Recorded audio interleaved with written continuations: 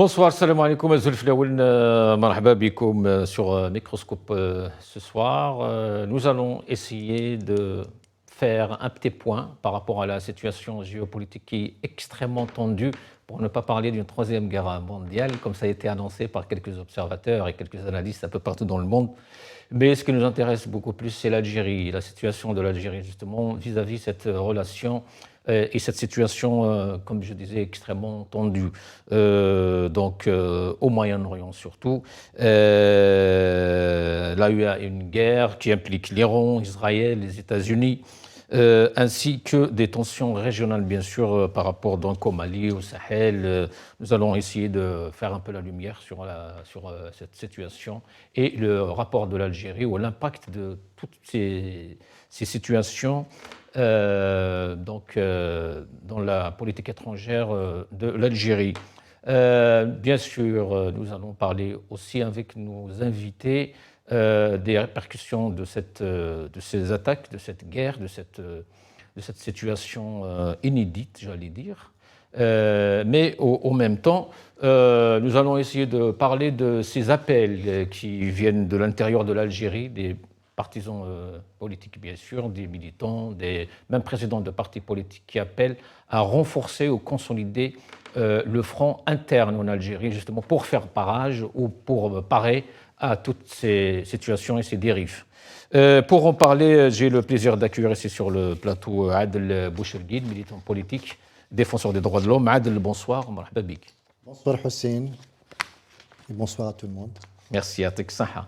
Avec nous aussi sur Skype, Jamal Gessoum, militant politique aussi, chercheur en sciences sociales. Jamal Gessoum, bonsoir, Saha Ramdani. Wa alaykoum salam wa rahmatullahi ta'ala wa barakatuh. Merci pour cette invitation et Saha Ramadankum. يا خويا السلام عليكم ورحمة الله وبركاته. يا جمال ما تزعفش برك. صحة رمضان يعطيك صحة جمال. Alors Jamal, une petite réaction donc par rapport à cette situation géopolitique et bien sûr l'impact sur l'Algérie. Alors deux angles qu'il convient d'analyser.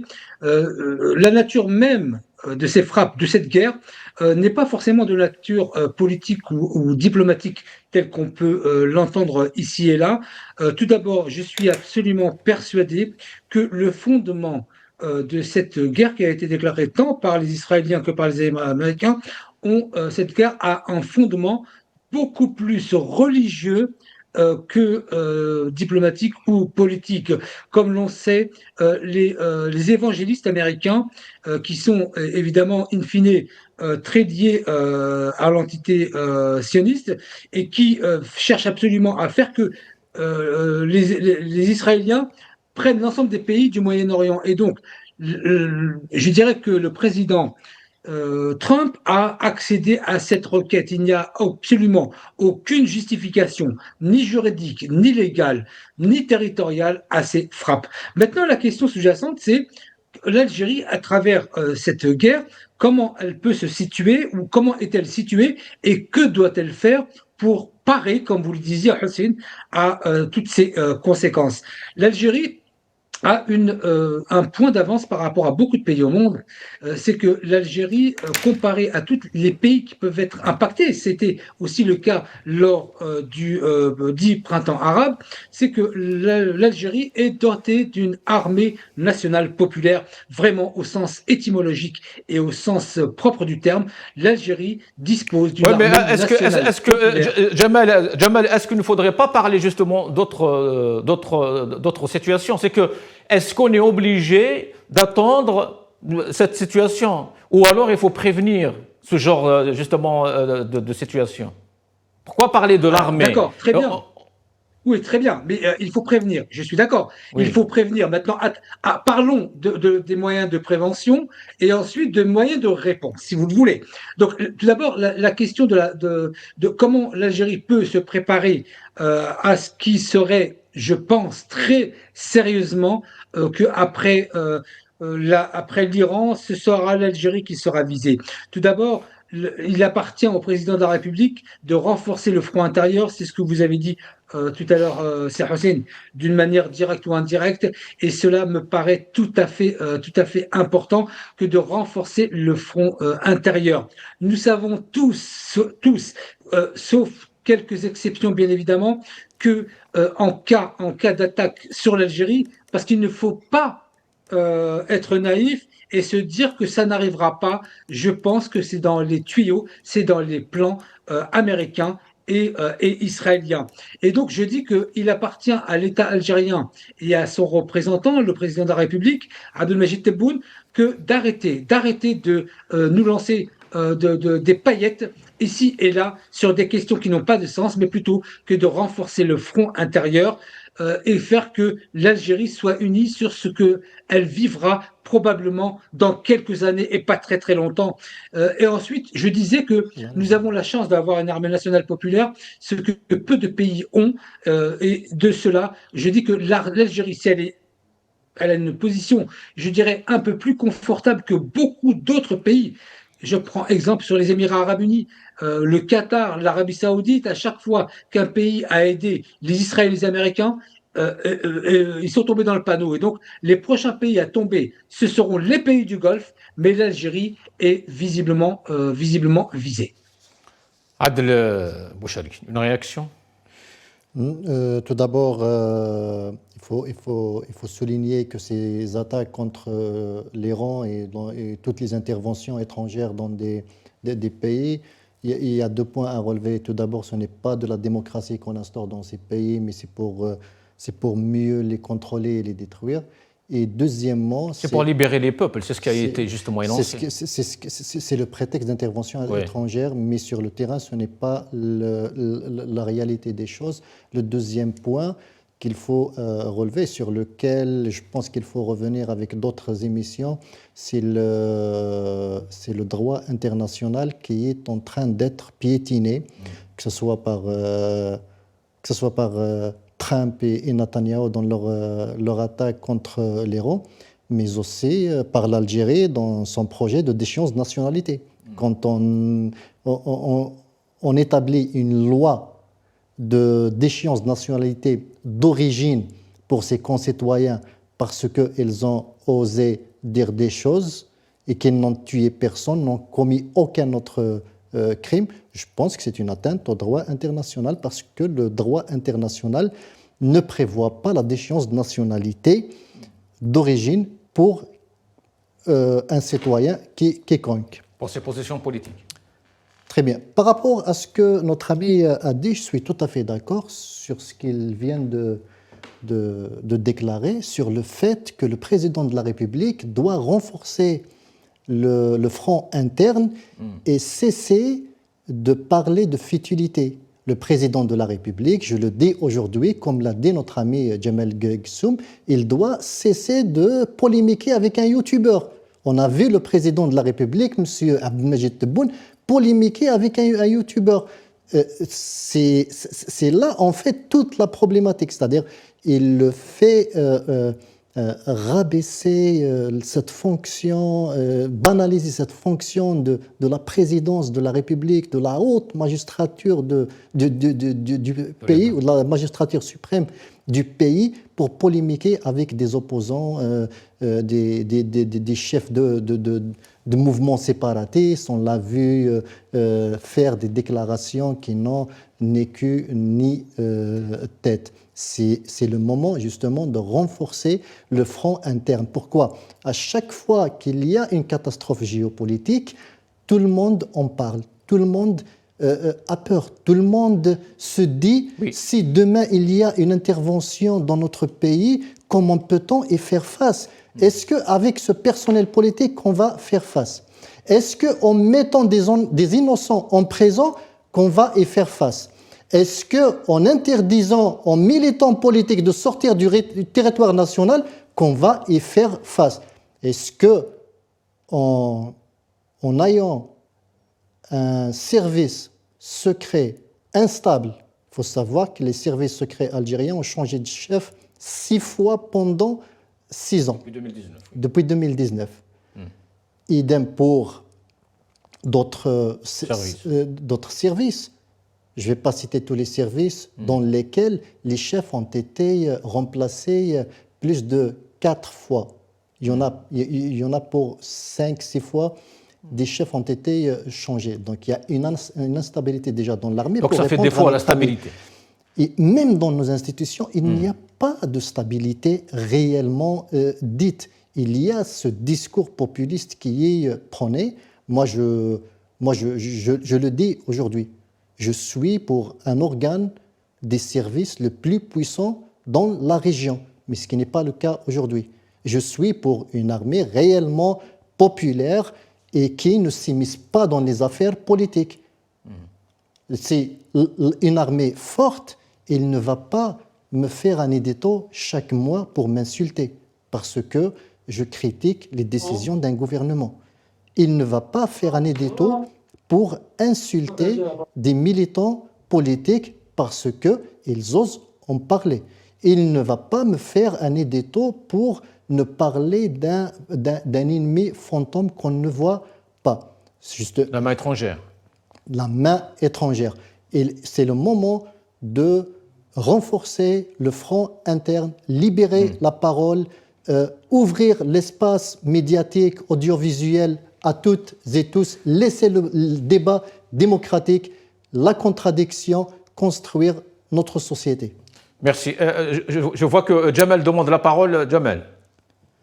Exactement. Juste pour dire que sur la deuxième question qui a été soulevée, en l'occurrence, celle de la déchéance de nationalité, j'y suis favorable. J'y suis favorable. Il n'y a aucun pays au monde qui ne dispose pas d'un tel dispositif ou d'un tel arsenal juridique. C'est pas vrai. Non, ça n'existe pas. Vous l'avez, l'article 410 du Code de procédure pénale français. Vous avez le temps de vérifier. Oui, qu'est-ce qu'il dit? Qu'est-ce qu'il dit? Qu'on peut retirer la nationalité française à quelqu'un qui s'est allié. Attendez, vous posez des questions, laissez-moi parler. Ouais, il précise qu'il y a plusieurs raisons qui peuvent permettre de retirer la nationalité française. Une qui est l'atteinte à la sûreté nationale en s'alliant avec des puissances étrangères.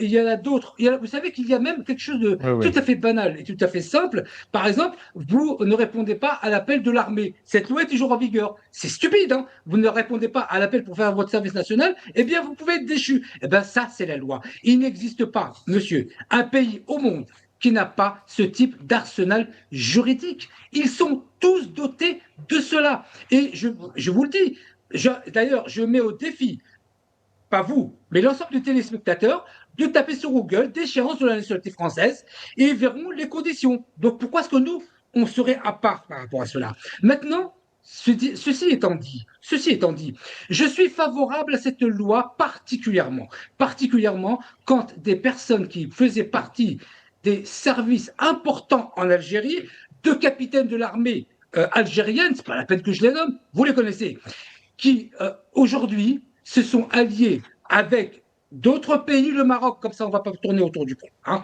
qui s'allient avec le Maroc, un qui s'allie de temps en temps avec l'Arabie Saoudite, de temps en temps avec le Maroc, contre l'Algérie.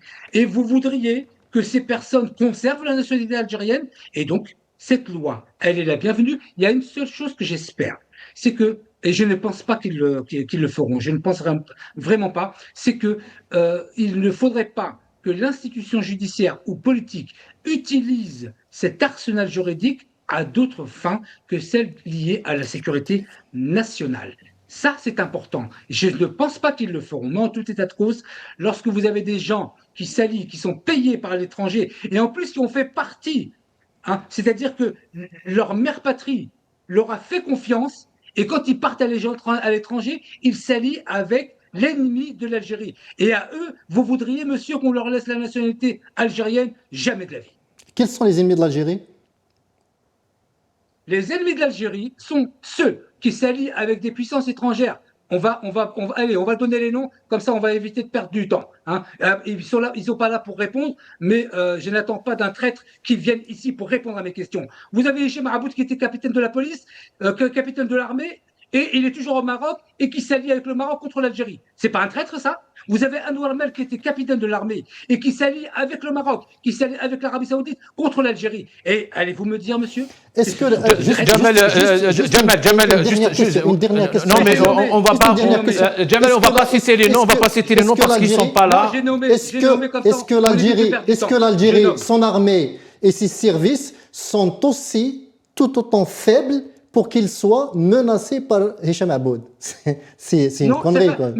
Monsieur, cher ami, la question n'est pas de savoir est-ce que telle personne est dangereuse ou pas quand on a donné la confiance en un Algérien pour qu'il ait une position de sécurité importante et qu'il se retourne contre l'Algérie. Cette seule action suffit à elle-même. Est-ce que vous pensez sérieusement que l'on va graduer le taux de traîtrise? Vous êtes un traître à 1% ou à 99%, le résultat et la sanction. Mais Jamal, comment concilier entre ces deux positions, justement? D'un côté, vous appelez à ce qu'il y ait un front interne ou intérieur consolidé, fort, et en même temps, vous voulez justement encourager cette loi qui prévoit de déchoir les gens de leur nationalité. C'est Hussein, le front intérieur ne comprend pas les ennemis de l'extérieur. Mais ce n'est pas des ennemis, Jamal. C'est des opposants, même le régime, quand même le régime lui-même, et il reconnaît en ces gens des opposants politiques. Non, c'est Hussein. Vous étiez capitaine de l'armée en Algérie, vous vous alliez avec un pays contre votre pays, et vous me parlez d'opposants? C'est ça un opposant pour vous? Qu'il y ait des opposants, je veux bien le comprendre et le croire, mais ne me dites pas, c'est Hussein, s'il vous plaît, ne me dites pas que quand on a été capitaine de l'armée algérienne, et avec toute la confiance qui a été donnée, et que cette personne est payée par le Maroc contre l'Algérie, vous parlez d'opposants? Il y a la justice pour ça, Jamal, il y a la justice pour tous ces faits, etc. Il y a la justice normalement en Algérie. Ces gens sont justiciables, c'est tout.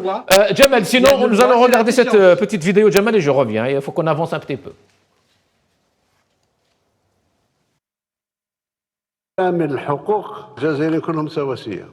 يجب أن نتحدث عن الوسائل الضرورية لتحصين بلادنا، لتحصين الأمة الجزائرية، لتحصين الجزائر. هي تحتاج الآن جدار وطني لم شمل سميها ما سميت من أجل حماية الوطن من هذه الهزة. لمست في سيادة الرئيس النصائح المفيدة لخدمة هذا الوطن ولم شمل كل المحبين وتقوية الجبهة الداخلية. هذه الفكرة يقاسمها الكثير من المؤسسات سواء كانت حزبية أو جمعوية، لأن الجزائر بحاجة لكل أبنائها بدون إقصاء من أجل كجبهة للصمود والدفاع على حدودنا وترابنا. أشد على أيدي كافة أبناء الوطن الأعزة لتغليب المصلحة العليا للوطن والانخراط بقوة في هذه المبادرة الصادقة. المخاطر كبيرة وكبيرة جدا على الجزائر، وتمتين الجبهة الوطنية الداخلية لطلبنا كل مرة بأننا نكون كل الشركاء كل القوى من أجل التمتين. مبادرة لم الشمل، مبادرة التلاحم أمام مخاطر السيادة، مبادرة تأمين جبهتنا الداخلية السيادة الصلبة. لقد قطعت على نفسي أن أتخذ من الحوار البناء نهجا للعمل ومن المصارحة ثقافة لتسيير الشأن العام. Adl Bouchri. Alors, on a déjà parlé de l'Am Shamel. Après, on a parlé de l'Afou Shamel. Donc, l'Am Shamel, c'est le front interne, cohésion nationale. Après, l'Afou Shamel, grâce, etc. Après, on a parlé de l'Yed al-Memdouda l'année dernière. Donc la main tendue de Tebboune. Et là, on va parler encore une fois du front interne, du front intérieur.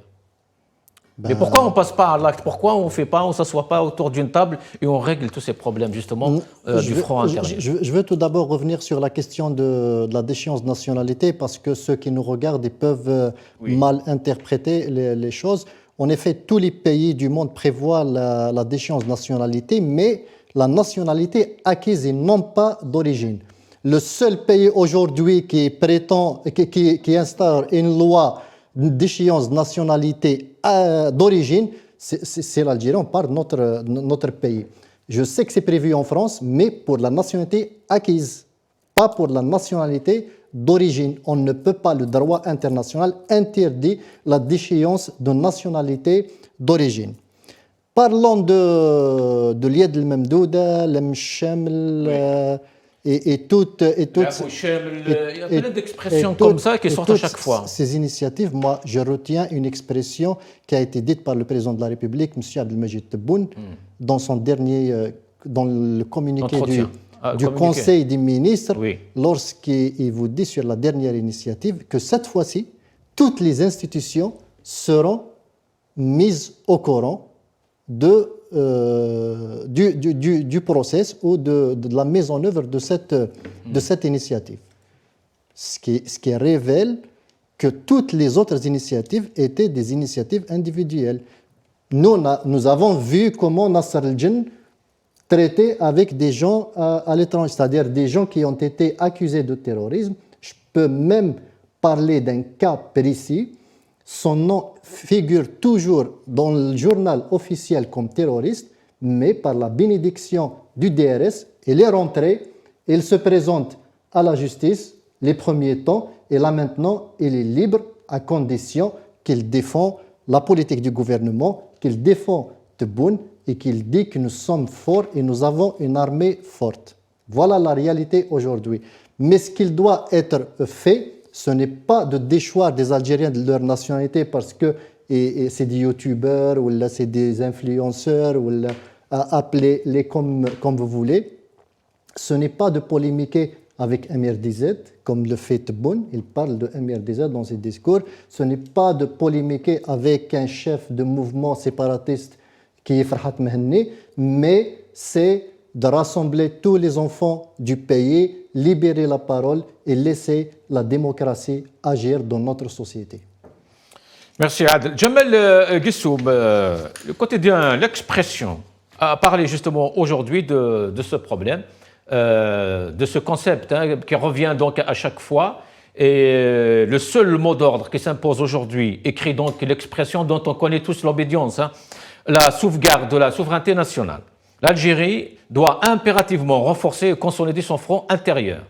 Un peu plus loin, on lit « Les Algériens font face à une réalité politique qui exige que leur application dans la sauvegarde de l'unité nationale soit plus que jamais nécessaire et déterminante. Et il y a urgence de lancer une dynamique salvatrice à même de mobiliser sous toutes les formes possibles la classe politique pour qu'elle puisse jouer son rôle de sensibilisation politique pour booster la scène politique nationale en la dotant d'un véritable cadre mobilisateur et rassemblé de toutes. Jamel Guissoum, pourquoi on ne fait pas ça toute l'année? Pourquoi il faut attendre la guerre? Pourquoi il faut attendre l'intervention américano-israélienne? Donc, ceci est très souvent sorti en Algérie, pas simplement dans les périodes de guerre.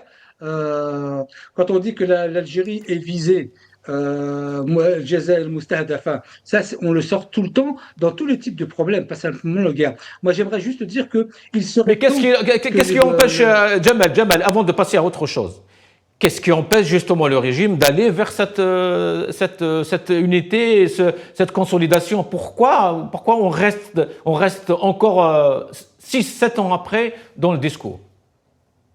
Parce qu'on a l'habitude en Algérie d'avoir affaire à des politiques qui ne font que parler. Toutes les personnes que vous avez passées tout à l'heure, donc c'est la photo politique nationale et ailleurs, mais attendez,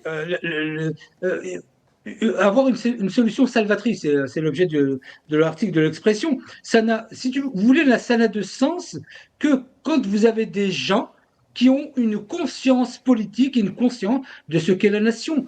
J'aimerais bien que l'on me montre, moi, au niveau du gouvernement, de toute façon, on n'a pas de gouvernement en Algérie. On va être clair là-dessus, tout se décide ailleurs. Je ne sais même pas pourquoi les ministres sont nommés. Donc, on a donc la question de l'Mchamel et de renforcer le front intérieur ne peut pas venir de beaucoup de politiques algériens qui lèvent la main quand le président le demande et qui baissent la main quand le président le demande. C'est-à-dire que l'Assemblée nationale ne vaut absolument rien. Donc, ça n'est pas aux représentants du peuple, soi-disant, comme disait Gaët Salah, de dire qu'il faut faire l'unité nationale. Eux-mêmes ne sont pas, je dirais, ils n'ont même pas de conscience politique, si bien que le président de la République, s'il propose une loi sur n'importe quel champ, vous allez voir tous les députés qui vont lever la main. Et s'ils ne le veulent pas, ils vont tous baisser la main. Donc, on n'a pas de politique en Algérie. On a beaucoup d'idiots, mais alors là, d'idiots absolument finis. Et donc, ça me paraît... Oui, mais on a d'autres... Djamel, on a d'autres politiques, justement, que le régime aujourd'hui ne veut pas écouter. On a d'autres militants politiques que le régime aujourd'hui ne veut pas reconnaître, même le droit à la parole. Oui, mais ceux qui ne veulent pas reconnaître. Oui, mais ceux qui veulent pas reconnaître, si vous êtes un peu compétent, vous êtes mis de côté. D'accord? Et si vous êtes un vrai idiot, vous allez être nommé. Et c'est comme ça que ça se passe en Algérie. Donc, ceux qui ont une compétence, ceux qui ont vraiment du bagou pour faire avancer l'Algérie, en Algérie, on n'en veut pas. On ne veut que des idiots. Mais il y a une chose qui me rassure quand même, c'est que le peuple algérien, malgré... On peut ne pas être d'accord sur beaucoup de sujets, mais je suis absolument persuadé que 99,99% des Algériens, si aujourd'hui on attaque l'Algérie, s'il y a quoi que ce soit, tout le monde sera prêt à mourir pour l'Algérie, même les Algériens qui sont nés à l'étranger et qui n'ont jamais été en Algérie. La seule rempart, ça n'est pas le président Tebboune, parce que le président Tebboune, moi je l'aime bien. Personnellement, je l'aime bien. Mais dans les actions, je lui dis, quand même, chouïa. Ça fait 6 ans que vous êtes président, donc ça serait bien qu'on avance un peu. Mais je fais confiance au peuple algérien, aux patriotes, qui, eux, se lèveront sans aucun doute. Bravo. Je n'ai pas de doute là-dessus. Merci Djamel. Restez avec nous, Djamel, et j'ai mis quand même les réserves de la chaîne par rapport à ce terme idiot. Voilà, donc tous mes respects à tous les militants politiques, à tous les acteurs politiques. Djamel, je reviendrai vers vous, Djamel, et vous aurez le droit de vous exprimer. Adel, nous allons écouter Louis Zahn. جمال je reviens جمال. أيتها المواطنات أيها المواطنون، نحتفي بهذه الذكرى الخالدة في ظروف إقليمية ودولية يضيف رئيس الجمهورية تستوجب تكاثف جهود الجميع لرص الصفوف وتقوية الجبهة الداخلية، وتستدعي ترتيب الأولويات من منظور وطني استراتيجي ومن منطلق ضرورة الاطلاع بالمسؤوليات على أكمل وجه إزاء التحديات التي تواجه بلادنا، وفي مقدمتها الحرص على المساهمة الجماعية الواسعة في حفظ الاستقرار الذي ينعم به الشعب الجزائري في جوار يتسم بالتوتر المنذر بتهديد السلم والأمن في المنطقة، وفي عالم تطبعه نزاعات وصراعات واستقطابات معقدة. لأنه عندما الأمر يتعلق بالدفاع عن البلاد، عن مصالح البلاد، عن سيادة البلاد، عن حقوق الشعب، احنا يمكن أن نتحد مع الحكومة عندما تأخذ قرار تقدمي سيادي يخدم مصلحة البلاد. Louis Zahnoun, il est connu pour ses positions, tout sauf ce qui vient de... Alors Louis Zahnoun a appelé pour... Elle plaide carrément pour l'amnistie générale. Il plaide pour l'amnistie générale, ce qui est bien. Et je tiens à rappeler que Louis Zahnoun a eu des positions très honorables vis-à-vis des détenus politiques et d'opinion, vis-à-vis de la question des libertés, vis-à-vis de la question de la liberté de la presse aussi. Et c'est tout à son honneur. Et aujourd'hui, je pense que ce soit notre ami Djamel Ghessoum ou Louis Zahnoun ou un autre confrère journaliste ou un autre militant, d'autres activistes, tout le monde est d'accord pour le renforcement du front interne. Mais quel front interne? Comme je l'ai expliqué, ce n'est pas avec ce personnel politique qui gravite aujourd'hui autour du gouvernement, autour du système, autour des anneaux constitués par le régime politique algérien, que tu vas en fait faire le front interne, mais avec tous les enfants du pays, sincères, honnêtes, militants, patriotes, et qui ont cette fibre d'amour de leur pays. Je pense que le régime algérien doit se rendre compte aujourd'hui qu'il a fait beaucoup de mal au peuple algérien et qu'il est temps que les choses se changent et qu'on nous évite au moins une guerre prochaine. Et une petite réaction par rapport à cet article de l'Expression. Est-ce que c'est un mot d'ordre qui est passé ce matin parce que nous avons eu, on connaît pour parler du front interne, etc. Je vais vous lire quand même un extrait. Hein. Le monde est en pleine ébullition. Des changements rapides se font exprimer au niveau régional et international. Cette nouvelle réalité internationale des changements oblige l'Algérie à s'adapter pour parer à tous les dangers qui puissent menacer le pays et son indépendance. Les forces vives de la nation sont interpellées plus que jamais d'agir et de proposer des démarches concrètes afin de mobiliser le potentiel de résistance et l'encadrer afin qu'il s'exprime positivement dans le sens de la défense des intérêts suprêmes de la nation. C'est très bien, mais on ne parle pas comme ça toute l'année. Je pense qu'on est à trois ici d'accord sur le contenu de ce que vient d'écrire l'expression, et tout le monde connaît la ligne éditoriale de l'expression et des positions politiques et éditoriales de Ahmed Fattani, son patron. Je pense qu'il y a un mot d'ordre qui a été passé, c'est normal, parce que c'est la presse algérienne aujourd'hui, il agit sous les ordres de la présidence de la République. C'est toute la presse qui est affiliée. Mais est-ce qu'il va y avoir un suivi en matière d'action ou pas ? Justement, j'allais dire ça. Est-ce qu'il y aura un suivi ? Le suivi, il est clair. S'ils ont vraiment la foi et cette comment dire,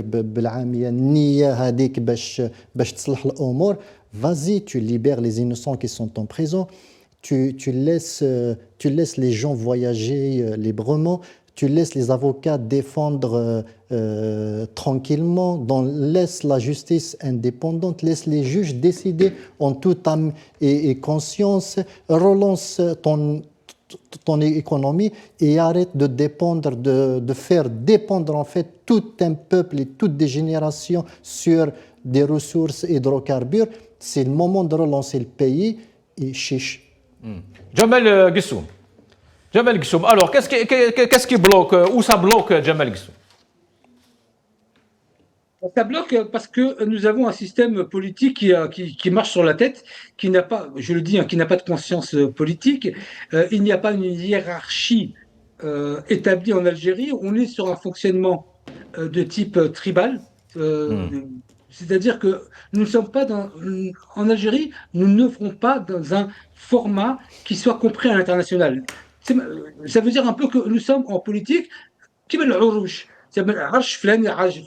Et donc, on n'a pas une vision nationale et internationaliste des choses. Et donc, quand vous avez un système politique qui ne peut pas être compris par aucun pays au monde, le système politique algérien est tout à fait particulier et n'est valable qu'à l'intérieur du territoire. Lorsque l'on dit, et moi, lorsque je dis qu'il faut libérer la parole, il faut laisser les médias travailler, ça évitera que d'autres partent d'Algérie et se mettent à tirer sur l'Algérie de l'extérieur. Pourquoi est-ce qu'on n'ouvrirait pas le champ des médias encadrés par la loi, bien sûr, mais ouvrir le champ des médias? Je préfère que les journalistes s'expriment entièrement dans mon pays, à côté de moi, avec lequel je pourrais avoir une contradiction, plutôt que de le pousser à aller à l'étranger et s'affilier avec d'autres. Le problème en Algérie, c'est que tout est comme ça.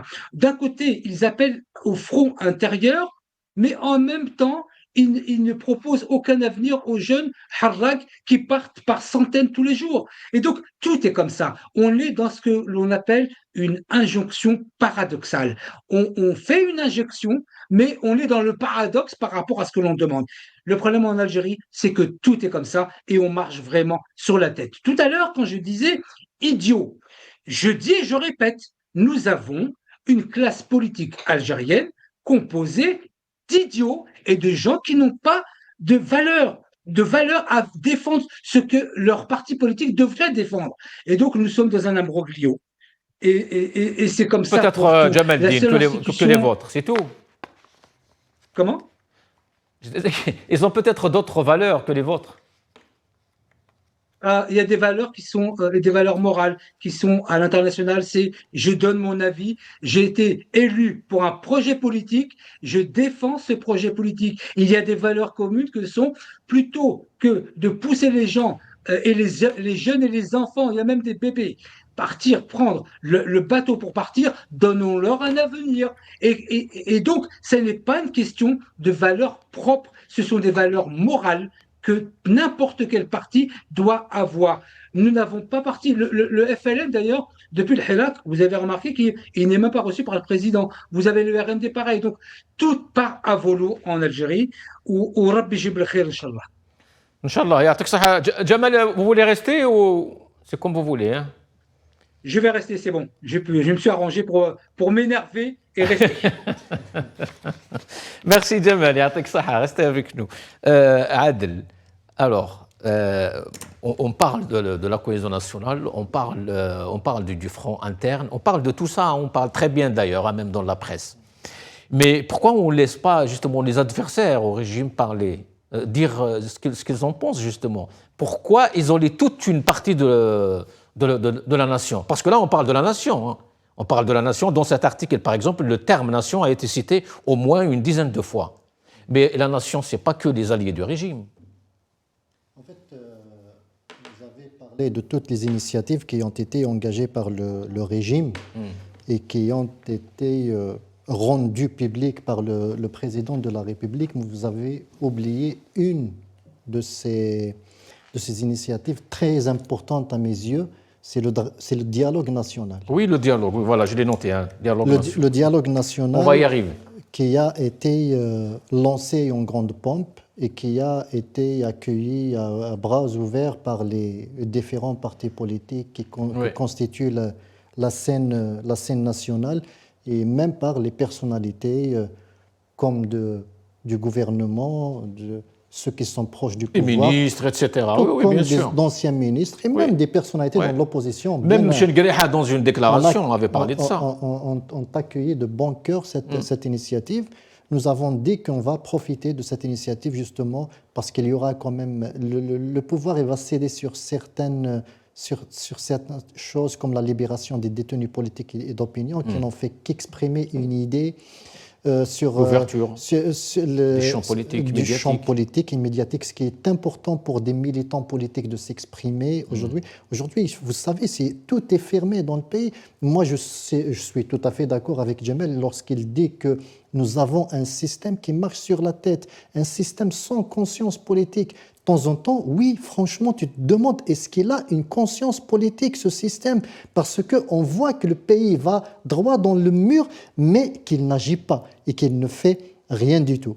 Nous nous sommes dit donc, à partir de ce dialogue, nous allons profiter d'être un petit peu exigeants sur la question des libertés et le gouvernement il va quand même céder parce que si on veut vraiment organiser un dialogue national qui est bien réussi, il faut quand même ne pas avoir des détenus en prison. Et il ne faut pas avoir des gens qui n'ont pas le droit de quitter le territoire national alors que la constitution algérienne permet le droit de circulation.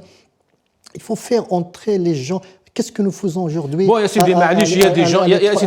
a des gens en prison. Mais laissez les gens. Laissez les gens qui sont à l'extérieur justement de s'exprimer. Je suis sur ces questions parce qu'il y a des détails qui font la différence.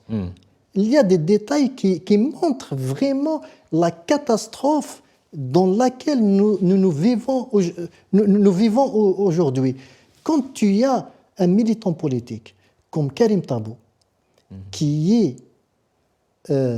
à qui on exige un contrôle judiciaire, la signature d'un contrôle judiciaire chaque lundi, ce n'est pas dans un commissariat du quartier, ce n'est pas dans un tribunal, mais dans une caserne du DRS. Alors lui, il parle d'un contrôle politique. C'est un contrôle politique, ce n'est pas un contrôle judiciaire. Il est interdit d'exercer de la politique. Il est interdit d'être invité dans un plateau de télévision. Il est interdit de parler dans une radio dans son pays. Quand tu as un parti comme le PST qui a été mis sous scellé et dissous temporairement, quand tu as le MDS qui était là durant toutes les années 90, toutes les années 2000 et qui a été dissous, le siège mais sous scellé, son chef a fait de la prison et est aujourd'hui aussi sous contrôle judiciaire. Fethi Gharras. Quand tu as toutes ces situations, quand tu as des dizaines de militants qui sont à l'étranger et qui n'ont pas le droit de rentrer dans leur pays parce qu'ils savent qu'ils vont directement en prison. Ça, c'est une situation catastrophique. Quand une maman d'un disparu qui a été atteinte dans sa chair, qui est Nassira Dutour, est interdite d'entrer dans son pays. Pour quel motif? On ne sait pas. On ne sait pas. C'est des ordres qui viennent pourquoi on l'interdit d'entrer dans son pays. Quand un conseiller de M. Tebboune donne instruction au DGSN d'interdire le journaliste Farid Alilat de se rendre en Algérie.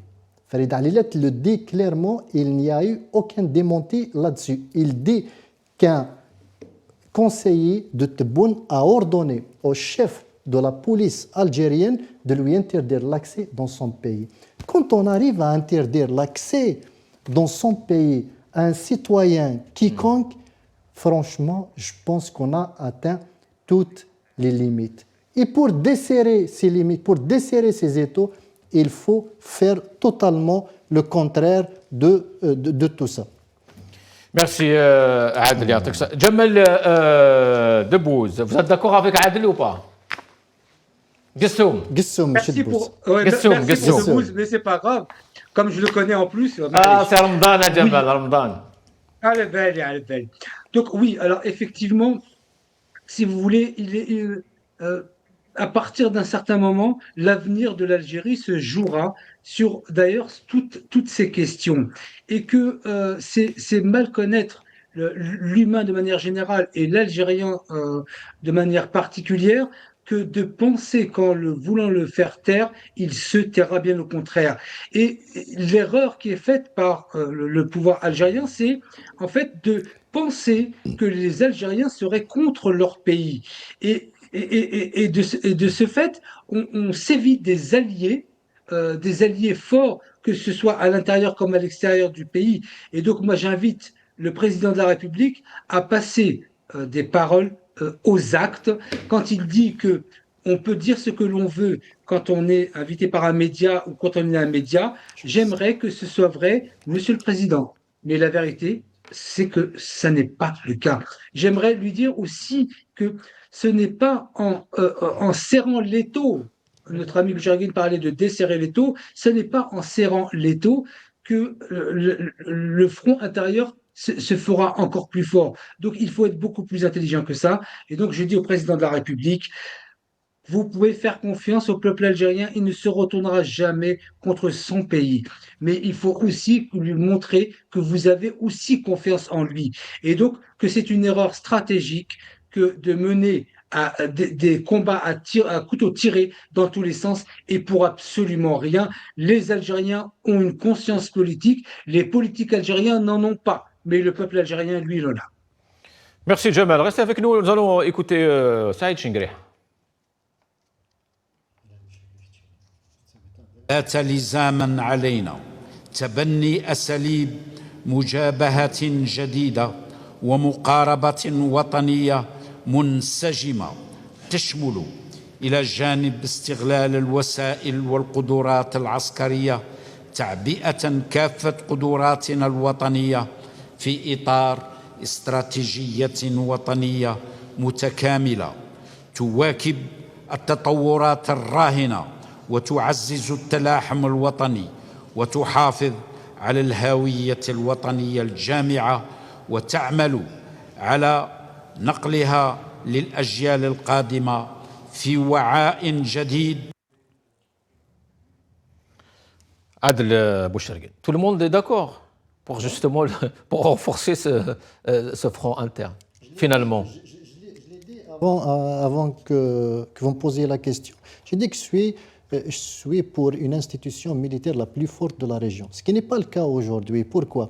Je suis d'accord à ce que Chingrih tient un discours, c'est le chef des armées, il tient un discours clair sur la sécurité nationale, c'est ce qu'on attend de lui.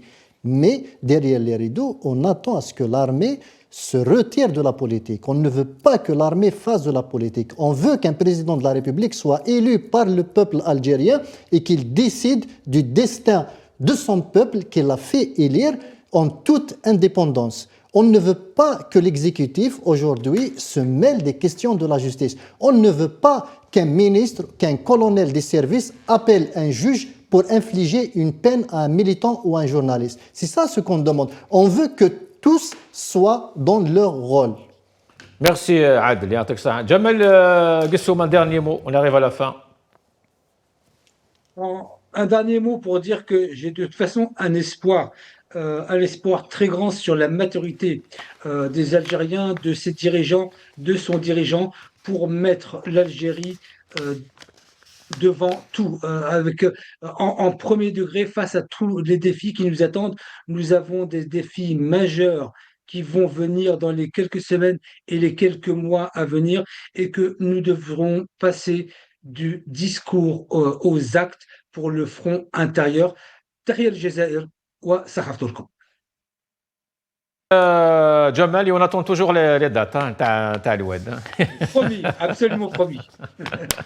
Merci Adel, يعطيك الصحة Adel. Et صحافتكم, صحافة à tout le peuple algérien. Merci, يعطيكم الصحة. Merci à vous à toutes et à tous. On arrive à la fin de cette émission. كما دينا هنا, à demain.